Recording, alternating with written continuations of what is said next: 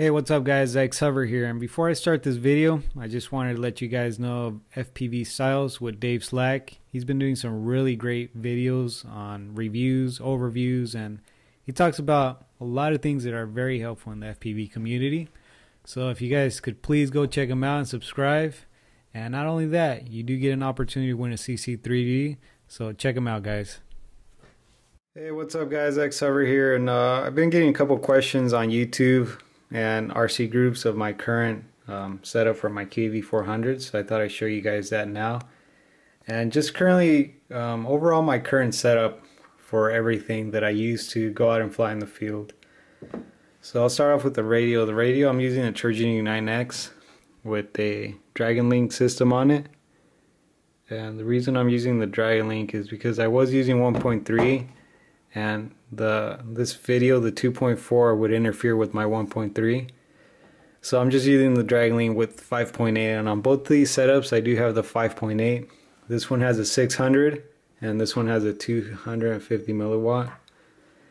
And so I'll start off with this quad first and tell you guys my setup that I have on here. So the motors, I have the NTM 1000 kV 2826, and I've had these motors from the beginning of this quad since I first built it, and they've been really nice. I have had some NTM motors in the past where they'll just give out like on the third flight, but I don't know, I think I just got lucky with these and they've been pretty nice.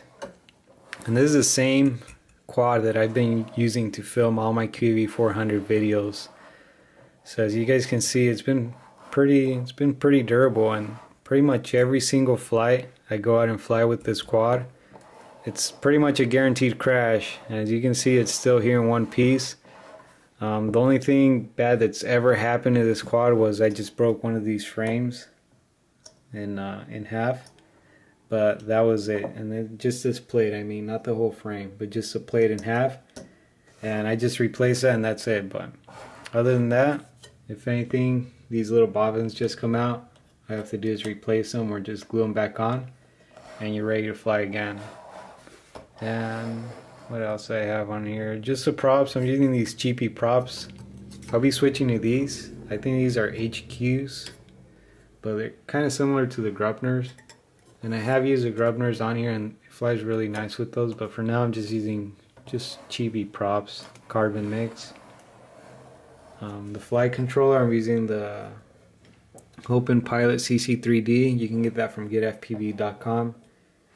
Of course, a Dragon Link on here, and that's pretty much it guys. So this is a quad where I do most of my filming, most of the freestyle filming. And if you guys are looking for a quad for FPV, I would highly recommend the QV400, because I've had, I haven't had a lot of FPV frames, but I have had some. And by far my favorite frame is the QV400. So if you guys are thinking about it, don't think any longer, just grab it and build it. And you can pretty much build a low budget QV400 and it's still going to get really nice footage because of the anti-vibration frame here. So that's it guys, that's it for that. Next I'll move on to my other quad, and this has a QV400 frame. Also, as you guys can see, I really like the QV400. So for this frame, I kind of use this mostly for filming, because this one was built for the brushless gimbal. So if you guys watch my video, you guys pretty much know everything about it. But if you haven't, I'll go over it again. And for the front, I have the Turret 2-axis brushless gimbal. Motors, I have the Sunny Sky 980 kV motors, and these have been giving me really nice flights.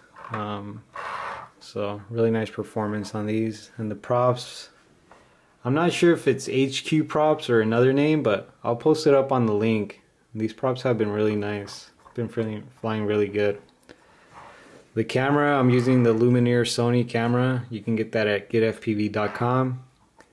I'm using the 250 milliwatt. The reason I'm using a 250 instead of a 600 is because I don't really do too much FPV with this. Like most of the time I'll just fly line of sight, and once in a while I'll put on my goggles and fly with the gimbal. But I'll be posting more videos with the performance of this gimbal where I'm actually flying with the gimbal and not just on a mounted camera here. And for the flight controller, I'm using a nozzle light. The reason I decided to use a nozzle light instead of a CC3D here is because I'm interested in the altitude hold. And reason for the altitude hold is for the brushless gimbal, so that way I just stay in one altitude. I can stay maybe 4 feet and just stay 4 feet and not have it kind of be going up and down and up and down. So ESC is just standard 20 amp ESC, Simon K. Same for this one, 20 amp ESC, Simon K. Of course, Dragon Link. Also, I know it's overkill to use the Dragon Link on 5.8, but I just use it because I have it.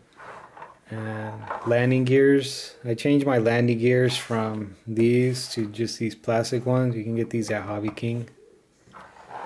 And let me see what else. I think that's pretty much it. I've never crashed this quad, so that's pretty good. Once I crash it, I'll give you guys an update of what happened and let you guys know if this broke, but hopefully that'll never happen. But if it does, I'll let you guys know. And current battery I'm using for both of these setups is a 4-cell Zippy Compact 2700. And I've been getting some good flight times on this. I would say with this one, I'm getting about a good 6. Once it passes 6, I know it's time to land, but I know I can go maybe like 7 or 8. And for this one, I'm getting about 10 minutes, solid 10 minutes of flight time. So it's a pretty good battery, and that's going hard on it. That's actually flying it, not just hovering it. Same for this one, that's actually flying it, not hovering it, 6 to 7 minutes.